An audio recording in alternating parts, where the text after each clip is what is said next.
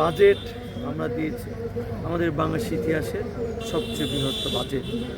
আমাদের বিরোধী দল এটাকে কল্পনার বাজেট, স্বপ্নের বাজেট বলছে।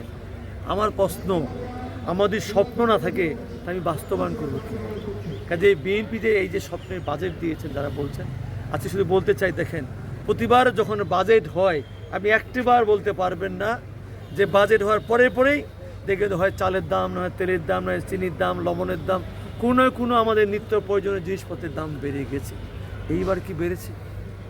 একটি আমাদের নিত্য প্রয়োজনীয় দ্রব্যের দাম বাড়ে না। এই জন্যই আমরা এই বাজেটটাকে জনবান্ধব বাজেট হিসাবে আমরা আখ্যায়িত করছি এবং যেসব আমাদের জিনিসপত্র আমাদের জন্য বিশেষ করে ক্ষতিকারক, আমরা সেইগুলোর দাম আমরা 3 গুণ 4 গুণ বৃদ্ধি করেছি।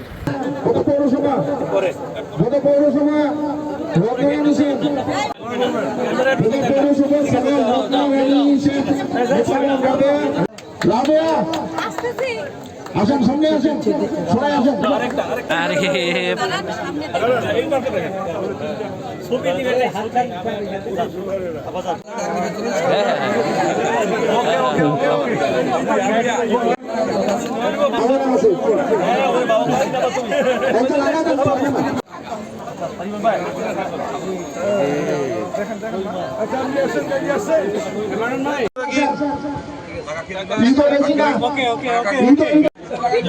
বাবা সুন্দরী আছে,